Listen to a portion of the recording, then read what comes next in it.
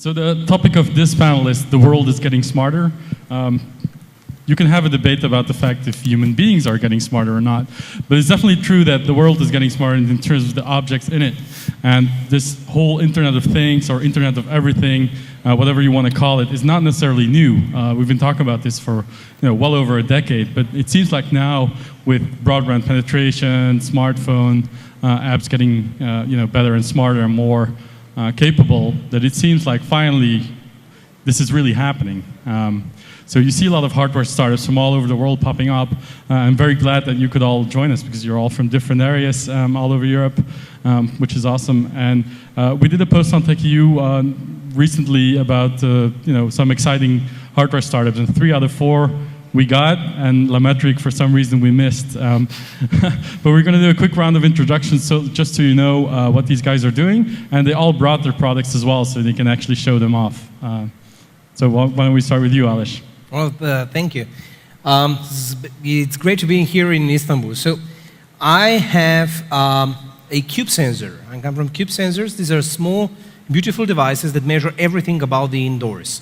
The idea is that you place one in each room of your home or office, and they continuously monitor the environment and tell you and help you make your indoor living better.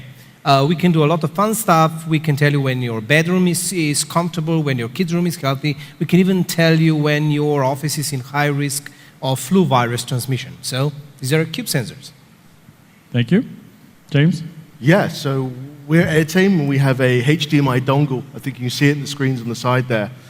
So think size of Chromecast with the features of Apple TV, cross-platform. So if you've got an Apple or Windows, Android, Linux, you can stream whatever you've got on your desktop, laptop, or mobile onto a monitor, TV screen, projector, all in real time. So we can see some great collaboration uses there. Javier. So I work at Blackphone, and we design and build secure smartphones that help protect your privacy, so these little things, so that you control what Facebook knows about you. Or if you're a celebrity and take pictures, you can prevent them from going out in the wild.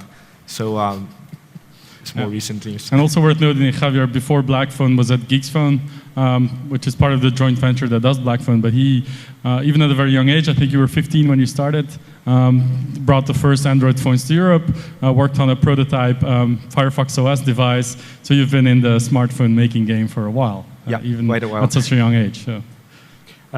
Sorry, I didn't take a prototype on the stage, but everyone can come to me after the speech, and I will show as a prototype. So LaMetric is... it's showing on the video now, by the way. Yeah, LaMetric is a standalone, hackable smart display that tracks key metrics for the people and shows them in real time for you and for your colleagues. So LaMetric basically eliminates the need to check your phone every 5 minutes, or to deeply surf in the internet for some important metrics that give you understanding what's happening in your business or in your life. All right. So there's this quote that always comes up when we talk about hardware startups where they say doing hardware is hard, which always amazes me, or I find it amusing because it makes it sound like doing a software business is easy, which it's not. But it has a very specific set of difficulties that you don't have when you do only software side. So let's talk about some of the problems that you faced, especially in the beginning when you started thinking about doing this hardware project. For many of you, this is the first time you've been involved in a hardware product. So what are some of the difficulties compared to software side that you've encountered?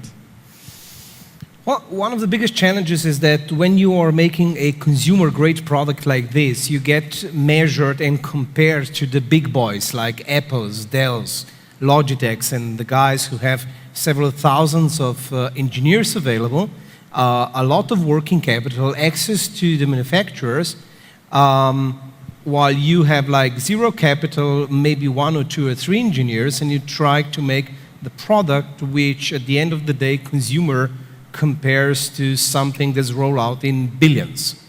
And that is hard. The second thing I think is it's extremely important is that as opposed to software where you can actually iterate on a daily basis. We all know Mark Zuckerberg saying they just ship and then we'll fix it. In hardware, that doesn't work. If I ship you a cube to Istanbul and if something doesn't work, you'll freak out and send it back. I don't have that luxury just to update it. So it's a lot about consumer expectations. Yeah. James? We had to learn very quickly. We did a crowdfunding campaign at the beginning of the year, and we got over 800% more than we expected. So having to deal with scale, for one, but then learning, the little bits of how plastic should be, how to get matte plastic, how to get shiny plastic, and that's just the outside, let alone, all of the stuff here that we have inside, the circuit boards, the PCBs, are all done in-house. So, having a little processor in the wrong place means that we had to, hand solder 300 processors for our beta. These little things are just, you just don't know what the next problem's going to be. Right. So time to learn. I think one of the main challenges is that the whole lean startup philosophy does not quite apply to hardware that easily. So you cannot iterate or have A version, B version testing. You better do it right, get your product right, and when you ship it, it has to work. If it doesn't work, if it explodes or if it's not working, then you have everything returned and you lose millions and millions and millions. And not only you have to design and create your product, you have to manufacture it, you have to ship it around the world with worldwide logistics, and you have to give support for 2 years if you live in Europe. So it's a lot more variables in your equation that you have to take care of. Got it. I agree with Alice that it's hard to compete with big guys like Apple and Google, but thankfully for Internet of Things, you have a wide landscape where you can seek for new experiences, where there are no big guys yet, and you have a time, but definitely hardware startup require much more resources. And thankfully for crowdfunding, it makes you a little bit confident for the next steps because it at least gives you some percentage of funds you need for the next stage. The other issue in hardware startups, I think it's to find the manufacturing partner for the next stage. And it's other problem because the Far East thinking at the moment, it's about quantities, but nowadays it's changing because the growth of traditional markets are very slow, and they are seeking for new products, and in Internet of Things, it's just a new market. So you mentioned the Far East, so you mentioned the elephant in the room is actually that people have the impression that if you do a hardware startup, then this is because the supply chain in China in particular has become much more accessible and much cheaper to get a lower volume of products shipped out and prototypes. But the reality is you don't necessarily have to go to China to get hardware built. And CubeSensors is a perfect example because everything is manufactured in Slovenia, if I understand it correctly. So was that a conscious decision? And what's the benefit of not doing it in the East? It was a forced decision, let's put it like that. We didn't have any other choice. We bootstrapped the whole process of developing the hardware, of going through the plastics issues, going through electronics, figuring it out, and it's simply way cheaper to bootstrap on gas than on plane tickets. And you have to be close by to a manufacturing line, particularly if you're doing it for the first time, you have no idea how to specify the production. And there is actually not a lot of people who can do it. So either you move to China, to close to the manufacturing, or you try to do it with your local manufacturers. Economically, which I guess is your next question, it doesn't really make a lot of difference while you are working on the small batches. CubeSensors are still made in several thousand units a batch, and the price difference is not that big. I'm not talking when we scale to go to 100,000 units, that's an obvious choice. But to start off, to iterate fast, I think that was one of the best decisions we made. So it has to do with volume as well. Yes. Javier, take it from the other side, because the Blackphone is made in China, assembled in China at least. Where is it, in Shenzhen or elsewhere? It's 3 hours away from Shenzhen. 3 hours away. Tried many places. The thing is, you're lucky because you can do it here. The Chinese are quite smart, and at least in mobile, they have captured the whole value chain the past 10 years. So 10 years ago, you had your phone, you look on the back and say made in France or made in Finland. Not anymore. Actually, China is more expensive nowadays than someplace in Europe because labor cost is going up and going up. And you have to do it there simply because the supply chain is there. So I go to Qualcomm and I knock on Mr. Qualcomm's door. They won't sell me anything below 1 million chips. It's like 1 million chips. You cannot buy less than that. So you need to aggregate demand, and you have to be there. It's simply not viable. I hope it is in the future. This is a bit of a devil's advocate question, but a lot of your customers are expecting your phone to be very privacy focused and secure. Won't they have any problems with the fact that it's being made in China, which is not notoriously known for non-privacy issues? Well, but it's made by us, so we take control of the whole process, and then they are so we verify that everything is as it should be. We take special measure steps for that. Got it. Okay. So the LaMetric, the ticker is actually made in China as well, right? Right. But you're still in the prototype phase. You're not shipping yet. Not shipping yet. We are going to ship in January 2015. I think that two approaches are correct. You can manufacture locally as CubeSensors or on the Far East. It depends on the networking and connections you have, I believe. And in my opinion, you should feel your partner. And if we speak about manufacturing the first batch, in the hardware, the first expenses are very big, because you need to pay for the molds, you need to pay for the engineering work, etc., etc. And you need to find such manufacturing partner that won't charge you, for example, for engineering effort, because he also believes in the product, and he will help you build quantities step by step. And do not, so you should find, again, a partner that pay forward and do not look only for the money, keep and run, All right. So let's talk about financing, because again, there's this impression that if you do lean hardware startup, that you have to do a crowdfunding campaign on either Kickstarter or Indiegogo or whatever, which isn't necessarily the case. As we'll hear from Alex, he didn't, but our team famously did, and raised, I think it was almost $1.3 million through a Kickstarter campaign. Massively successful, way above the target. So I want to talk about, what's the benefit of doing this the crowdfunding way?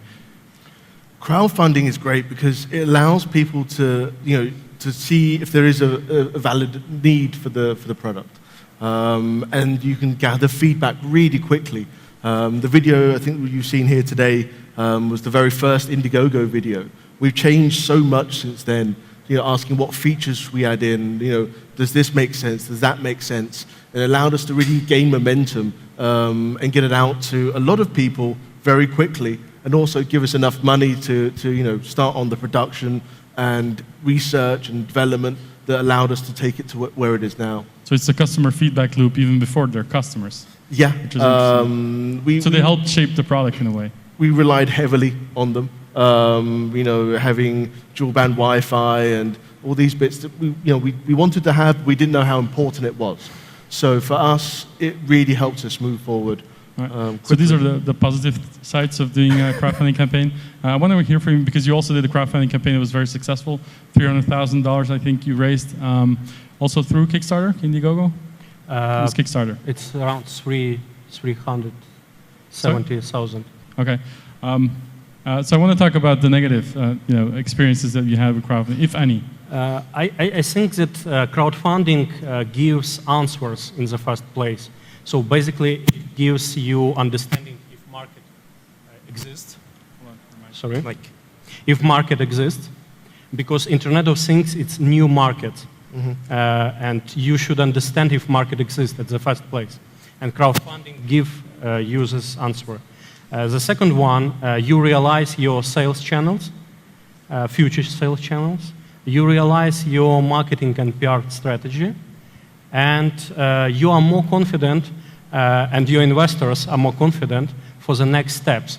Because, so you should treat Kickstarter as giving answers for you, your team, and your investors, not for raising money. You raise money, but that's definitely not enough for production. You will need to invest more. But it gives you understanding if you go in the right direction. Got it.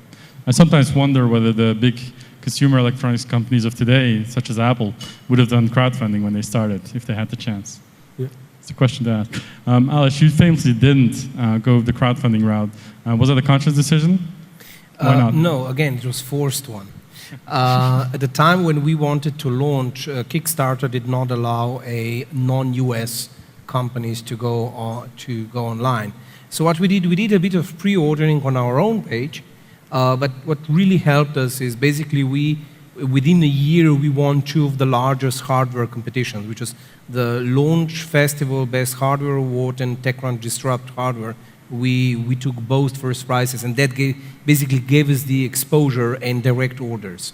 Although right now, if I had the opportunity to do it again, nowadays I would probably seriously consider whether I should go to Kickstarter or not, simply because it turns out that with such massive number of products available on Kickstarter, you basically compete with each other for the eyeballs of the audience, and all of the traffic that you generate on your own. So basically, Kickstarter is a 10% tax, or 8%, or whatever it is, on your revenue, which you have to kind of generate on your own anyway. But it opened up a lot of new opportunities, definitely. Javier, same question. How did you get early customers to show up without the crowdfunding campaign? For Geeksphone, well, when we created Geeksphone 5.5 years ago, there was no Kickstarter. So you didn't have the choice. Yeah, so we went through the pre-sale model, and we managed to get some funds and some early customers, but the problem is that the volume that you need, so when you're making this kind of product, at least on mobile, you need a huge volume to start production. And that there's no way you cover that with pre-sales unless you do heavy investment on advertisement. So we started with that, but we had to find other resources, and actually we had to bootstrap the company by ourselves in order to kick it off. So I want to move to business models, your business models more specifically. The three of you, basically straightforward. You sell the device. LaMetric is sort of different because you want to create like a platform for other developers and develop in the store, but maybe you should explain it. Yes, but to be honest, it's a hard task. So definitely on the first place, it's margin when you're selling the device. It's the first business model. But we also... what's the price of this going to be? From 149 to $199. Yeah, it's the price for the device. But the vision is to build a store for developers where every developer can build quickly a widget for LaMetric, spending 15 minutes, and publish it to LaMetric store. And all customers will be able to download this application and use it. At the beginning, we plan to publish only free widgets, but potentially in the future, we will have business model like Apple in the Apple Store, right? And we'll allow developers also to earn money on custom-made widgets. For example, by connecting different systems like Salesforce and others. Got it. James, question for you, because initially I remember when the Airtame crowdfunding campaign started, it was targeted to consumers mostly, just to stream media on their television sets and whatnot. But you're now moving more into a B2B model, where you would sell to corporate customers mainly. So can you talk about why that change happened?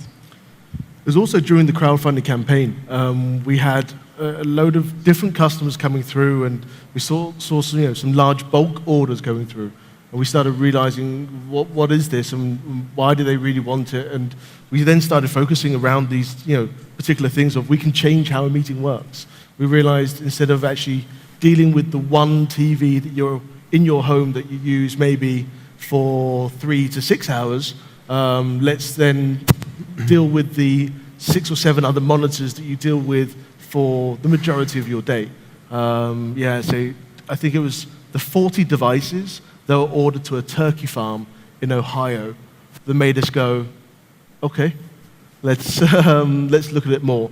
And that's kind of allowed us to kind of pivot and change and really find a great niche. But in your case, it's also surprising because there are so many large companies focusing on this space, wireless displays, conference rooms, that sort of thing. You would wonder why they didn't come up with something like Airtame before. But I'm sure you ask yourself the same question sometimes. We do. We're blessed that it's the likes of Apple or Google. It's in their they really want to keep it within their own universe. They don't want to create a cross-platform system. So even with Windows coming out with a new dongle now, it's only going to be for Windows users. Miracast on the Wi-Fi network, you had to have specific hardware. So we kind of eliminated a lot of these hurdles. And because our focus is this dongle, and it's not web advertising or smartphones or anything else, it allows us really to cut through that and go across a lot of different levels. Speaking of competition, Javier, you're up against a bunch of large electronics makers, lots of smartphone makers. It's a very, very competitive market. Lots of price wars going on the low end. So how do you make a difference as a small startup? You're well funded. You're not a small startup, but in the context of the other players in this space, you are small. So how do you differentiate? How do you break through that barrier? Well, in the smartphone world, it's playing like in two ways. So you have smartphone manufacturers are just cutting the price and going to specific markets like Latin America or Africa, even India or China, where there's a huge market is expanding and there's room for everyone. But we follow a different approach, it's just by differentiation. So our products focus on a very specific niche. There's people aware of their privacy and conscious about their privacy. And there's very few people in the world capable of developing this technology. So we have Phil Zimmerman, we have John Callas, like the worldwide experts, and there's 10 of them. So it's a scarce resource, a scarce intellectual resource that we use to build a unique product that, of course, there will be others making it, but it kind of limits your scope and the amount of things you can do against others. All right, so let's take a little bit, moving away from your respective products and take a big picture view of this whole Internet of Things phenomenon. Because I remember, and I'm sure you remember this well, over a decade ago when people were talking about Internet of Things, it was, we're going to have internet-connected fridges and whatnot. And I was asked the question, like, why would I want an internet-connected fridge? And it's only because of the smartphone penetration, more capabilities, that you start seeing the sense of having objects connected to the internet. It's only a fairly recent thing. But I want to hear from you how you look at the future of this. What we're going to see in 5 years that most people don't even consider today. Well, if I knew what we're going to see in 5 years, I probably would be doing it. Yeah, I think that just to joke it, I think everybody's going to have CubeSensors, but that's another story. No, the reality is that. The development of the past few years opened up imagination of people what is possible. And of course, 1 of 100 of those ideas will actually work. I actually don't know whether my fridge needs to be connected in order to tell me how many eggs I have inside, but I'm pretty certain I want it to be connected to buzz me if my house is without electricity and everything goes sour inside. So there are certain use cases which simply are extremely helpful. Another example is with wearables, right? Pedometers have been around for 5 decades, but it's only last 5 years when they experienced the boom, when they got connected, when they actually start to interpret all that data and become kind of useful, kind of comparing the number of steps with the physical activity, with the rest, and all that. And I think we're going to see that with everything. And the fact that we are surrounded by computers, the fact that our car has between 50 and 150 basically computers inside to run, that our TV set has at least 5 of them, and that these are so powerful, makes the opportunity extremely wide. But we'll see how it's going to play out. Same question? I think that at the moment, the big limitation is the price of the components, because as we can see, there are a lot of devices that are not independent and works with a smartphone only. But in the future, we will see a lot of more independent and standalone devices, because the price on the main components like CPU should go down, and it will, in my opinion, will disrupt this market, and it will be a lot of devices, independent devices. You do not need to be near these devices and see that they monitor something or something like that. And so in the near future, we will have CPUs everywhere, and it should bring new use cases valuable for people. Let's make a pact to come back here in 5 years and talk about what happened. All right, guys, we ran out of time. Thank you very much for the panel. Great job. Thank you very much. Applause. Thank you. Thank you.